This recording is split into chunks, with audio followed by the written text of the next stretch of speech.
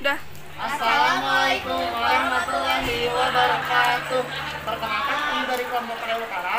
Kami di sini akan mempresentasikan materi tentang pentingnya hubungan internasional di era globalisasi, konflik internasional, perdagangan internasional, dan dampak perubahan iklim terhadap hubungan internasional di era globalisasi. Izinkan kami memperkenalkan diri terlebih dahulu. Di sini ada aku, Juana Alkausar. Di samping saya ada Nafisa Aulia dan Mariska Putri, dan ada satu rekan kami yang sudah hadir di sini, yaitu Rasya Ahmad. Topik yang dibahas menjelaskan tentang makna dan pentingnya hubungan nasional di era globalisasi. Untuk menjaga kelangsungan hidup dan mempertahankan kemerdekaannya, suatu negara membutuhkan dukungan dari negara lain. Misalnya, di awal kemerdekaan, bangsa Indonesia membutuhkan pengakuan dan dukungan dari negara lain. Oleh karena itu, para pendiri negara ini menjalin hubungan dengan India, Australia, Amerika Serikat, dan negara lainnya. Alhasil, negara Indonesia mendapat dukungan dari negara-negara lain di dunia.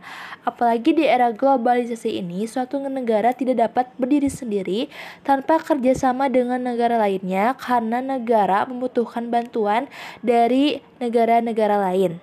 Lalu yang selanjutnya ada isu-isu global. Yang pertama, kita bakal ngejelasin tentang beberapa konflik internasional yang sedang terjadi saat ini. Yang pertama, ada krisis Ukraina. Krisis antara Ukraina dan Rusia telah berlangsung sejak 2014 ketika Rusia mengambil alih semenanjung Crimea dari Ukraina. Konflik ini terus berlanjut dan seringkali mencakup pertempuran antara pemerintah Ukraina dan kelompok separatis yang didukung oleh Rusia. Konflik yang kedua ada konflik Israel-Palestina. Konflik antara Israel dan Palestina telah berlangsung selama beberapa dekade dan seringkali melibatkan serangan militer dan bom bunuh diri. Konflik terbaru terjadi pada Mei 2021 ketika kekerasan meletus di Yerusalem dan terus berlanjut selama beberapa minggu, menewaskan ratusan orang. Perang saudara di Suriah.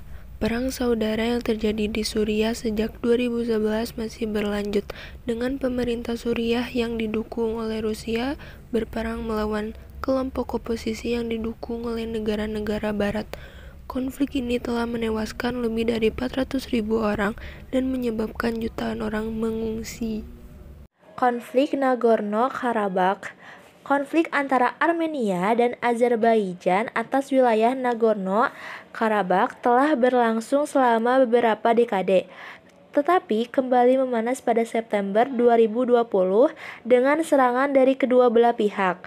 Perjanjian gencatan senjata ditandatangani pada November 2020, tetapi situasi masih tegang.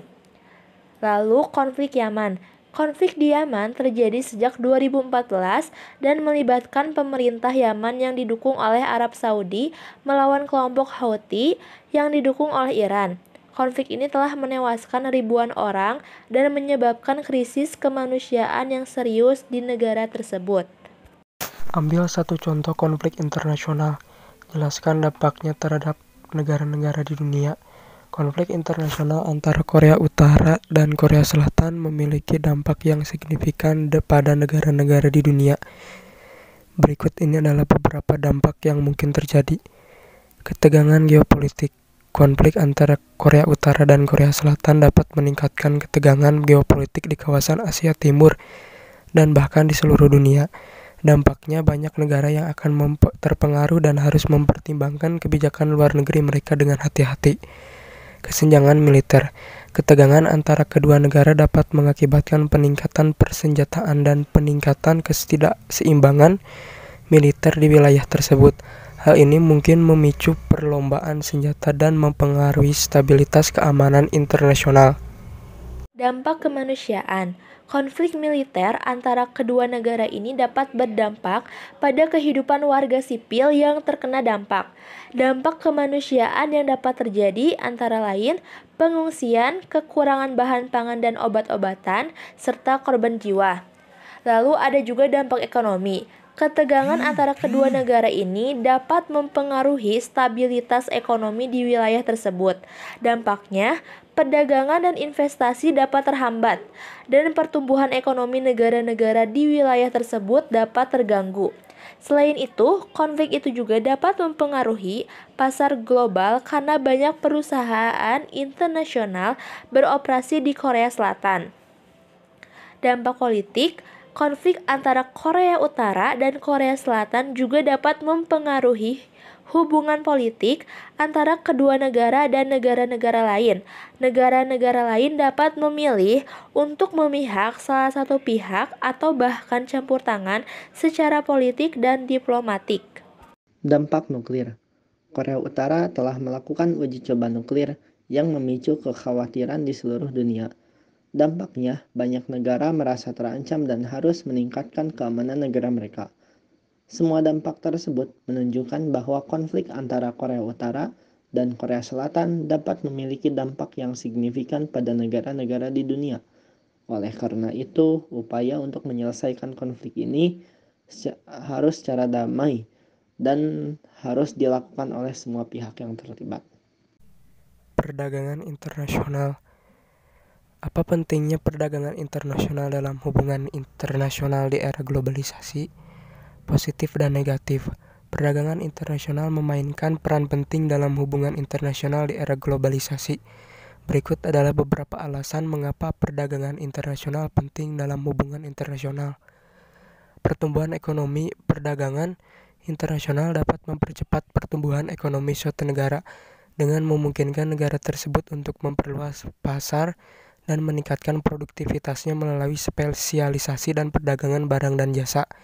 Ini dapat menghasilkan penciptaan lapangan kerja baru dan peningkatan pendapatan yang dapat memperkuat stabilitas ekonomi dan politik. Hubungan diplomatik. Perdagangan internasional dapat memperkuat hubungan diplomatik antara negara-negara karena perdagangan dapat memungkinkan negara-negara untuk menciptakan kepentingan bersama dan memperkuat ketergantungan ekonomi satu sama lain. Hal ini dapat membantu memperkuat kerjasama dan meminimalkan konflik antara negara-negara. Lalu transfer teknologi. Perdagangan internasional dapat memungkinkan transfer teknologi dan keahlian antara negara-negara. Negara-negara dapat memperoleh teknologi dan pengetahuan baru dari negara-negara lain yang dapat membantu meningkatkan kualitas hidup dan meningkatkan produktivitas. Integrasi global. Perdagangan internasional dapat membantu mendorong integrasi global melalui pertukaran budaya, ide, dan nilai. Hal ini dapat membantu memperkuat hubungan antara negara-negara dan mendorong kerjasama di bidang politik, sosial, dan ekonomi. Lalu, pembangunan sosial dan lingkungan. Perdagangan internasional dapat memengaruhi pembangunan sosial dan lingkungan. Negara-negara dapat memperoleh akses ke teknologi dan sumber daya yang dapat membantu mereka mengatasi masalah lingkungan, sosial, seperti perubahan iklim, kesenjangan sosial, dan kemiskinan. Dalam kesimpulannya, perdagangan internasional sangat penting dalam hubungan internasional di era globalisasi.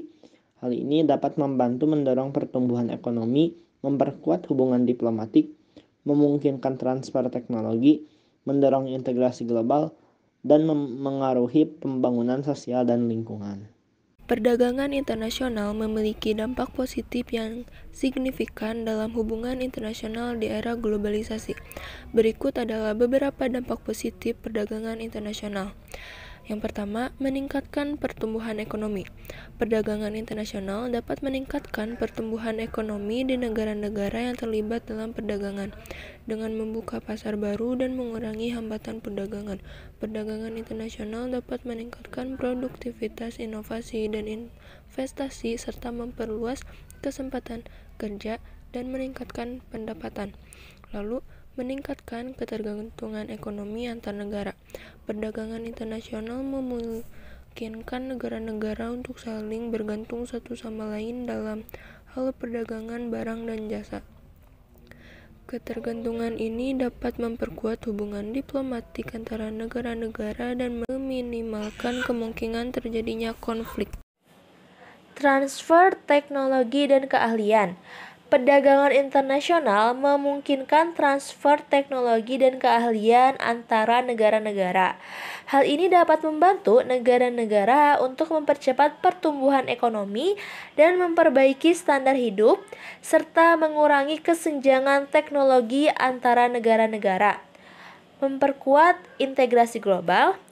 Perdagangan internasional dapat memperkuat integrasi global melalui pertukaran budaya, ide, dan nilai. Hal ini dapat membantu memperkuat hubungan antara negara-negara dan memungkinkan negara-negara untuk bekerja sama dalam mencapai tujuan bersama, seperti perdamaian dan keamanan global, pengentasan kemiskinan, dan perlindungan lingkungan. Meningkatkan kesejahteraan masyarakat. Perdagangan internasional dapat membantu meningkatkan kesejahteraan masyarakat melalui peningkatan akses ke barang dan jasa, serta meningkatkan kualitas hidup melalui transfer teknologi dan keahlian. Hal ini dapat membantu mengurangi kemiskinan dan meningkatkan kesejahteraan sosial dan ekonomi.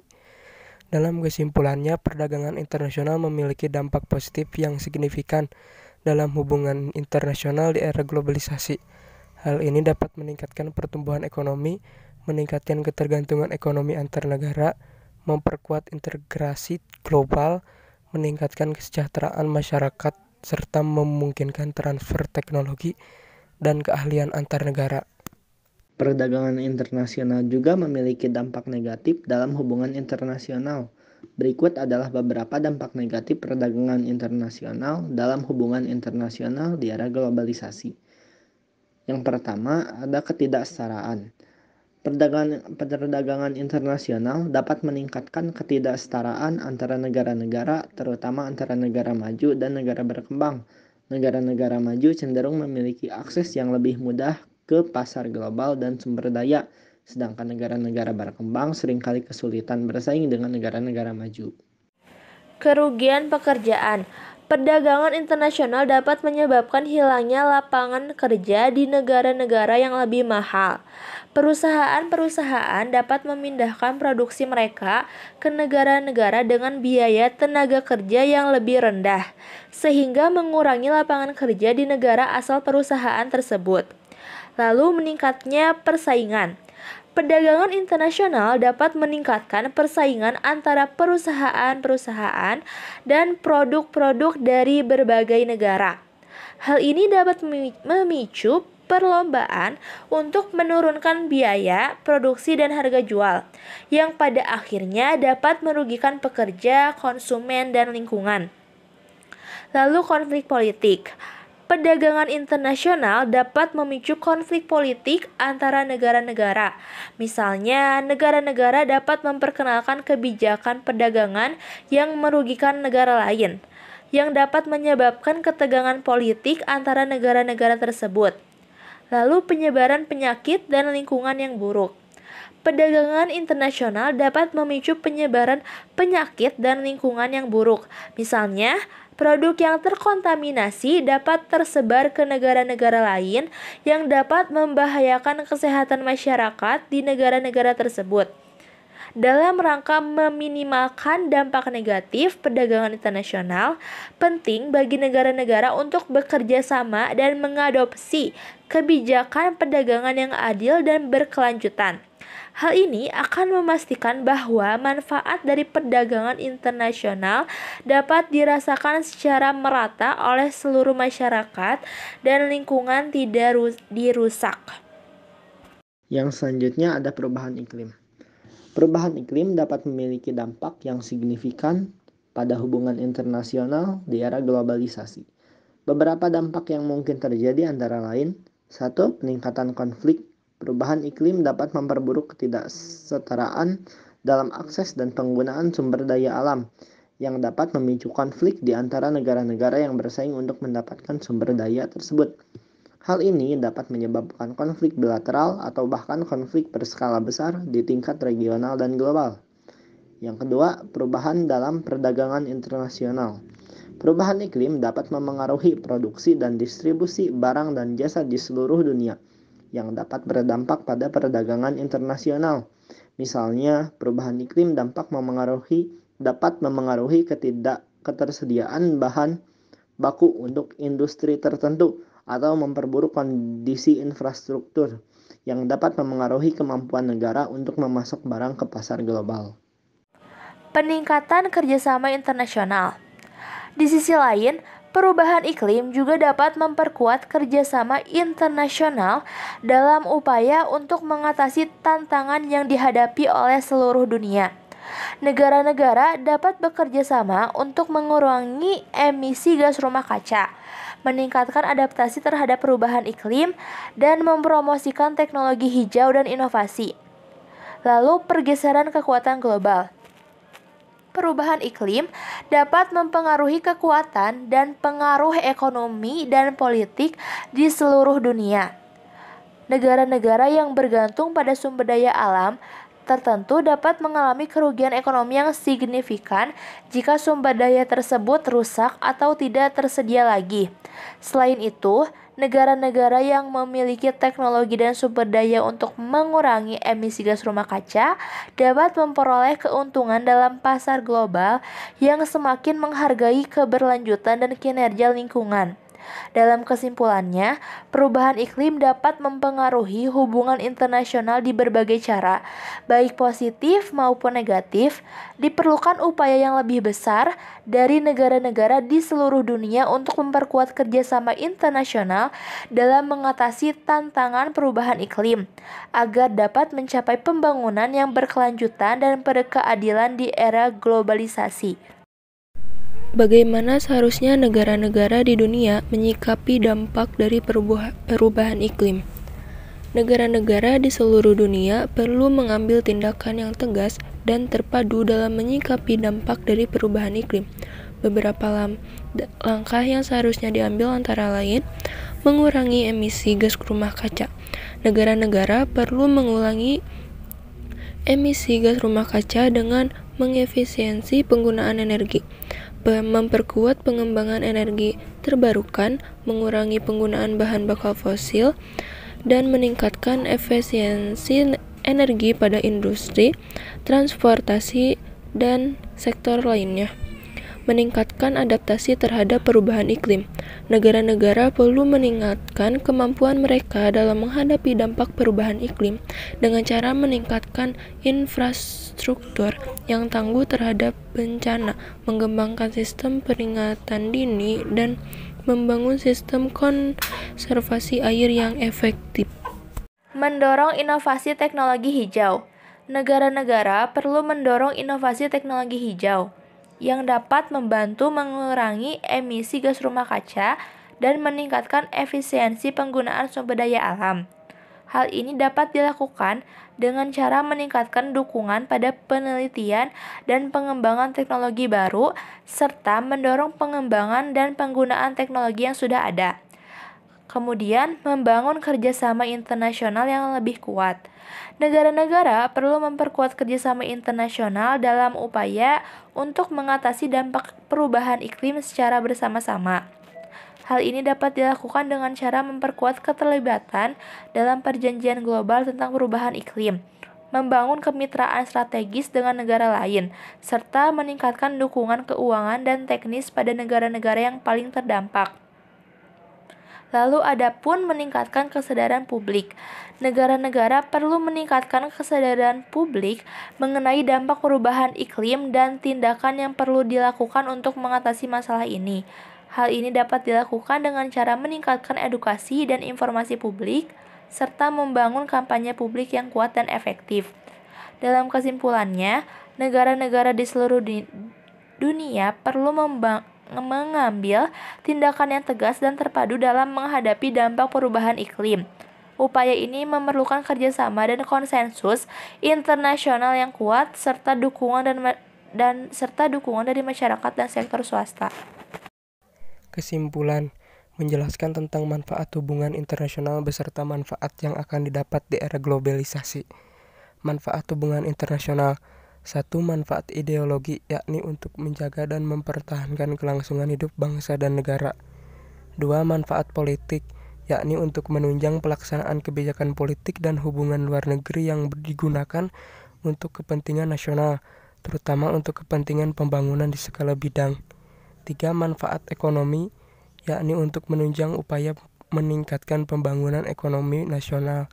4. Manfaat sosial budaya, yakni untuk menunjang upaya pembinaan dan pengembangan nilai-nilai sosial budaya bangsa dalam upaya penanggulangan terhadap setiap bentuk ancaman, tantangan, hambatan, gangguan, dan kejahatan internasional dalam rangka pelaksanaan pembangunan nasional. Manfaat perdamaian dan keamanan internasional, yakni untuk menunjang upaya pemeliharaan dan pemulihan perdamaian, keamanan, dan stabilitas internasional. 6. Manfaat kemanusiaan, yakni untuk menunjang upaya pencegahan dan penanggulangan setiap bentuk bencana serta rehabilitasi akibat-akibatnya. 7. Manfaat lainnya, yakni untuk meningkatkan peranan dan citra Indonesia di forum internasional dan hubungan antar negara serta kepercayaan masyarakat internasional. Era globalisasi memiliki berbagai manfaat bagi masyarakat di seluruh dunia, antara lain perdagangan bebas. Dalam era globalisasi, perdagangan bebas antara negara-negara di seluruh dunia semakin mudah dan terbuka. Hal ini dapat meningkatkan akses ke pasar global, membantu negara-negara berkembang meningkatkan perekonomian mereka, dan mendorong pertumbuhan ekonomi global. Lalu teknologi dan inovasi. Era globalisasi telah memungkinkan transfer teknologi dan penyebaran inovasi di seluruh dunia dengan lebih mudah dan cepat. Hal ini dapat meningkatkan produktivitas, mempercepat kemajuan teknologi, dan membantu negara-negara berkembang mengejar ketertinggalan teknologi. Kemudian, budaya dan pengetahuan. Era globalisasi telah membuka akses ke berbagai budaya dan pengetahuan di seluruh dunia. Hal ini dapat membantu mengurangi perbedaan dan meningkatkan pemahaman lintas budaya, memperkaya kehidupan sosial dan budaya, serta mempromosikan perdamaian dan persatuan dunia. Keterhubungan internasional. Era globalisasi telah meningkatkan keterhubungan internasional di antara negara-negara, lembaga-lembaga internasional, dan organisasi masyarakat sipil. Hal ini dapat memperkuat kerjasama dan kemitraan antara negara-negara, mendorong perdamaian dan keamanan dunia, dan membantu mengatasi masalah global seperti perubahan iklim, kemiskinan, dan krisis kemanusiaan. Lalu kemajuan sosial dan ekonomi. Era globalisasi telah membuka peluang yang lebih besar bagi pengembangan sosial dan ekonomi di seluruh dunia. Hal ini dapat meningkatkan kesejahteraan masyarakat, mengurangi kemiskinan, memperkuat infrastruktur, dan meningkatkan kesehatan dan pendidikan. Dalam kesimpulannya, era globalisasi memiliki berbagai manfaat bagi masyarakat di seluruh dunia. Namun untuk memastikan manfaat ini dirasakan oleh semua orang, perlu ada upaya untuk mengatasi dampak negatif dan memastikan bahwa manfaatnya didistribusikan secara adil. Sekian dari kami. Wassalamualaikum warahmatullahi wabarakatuh. Bye bye.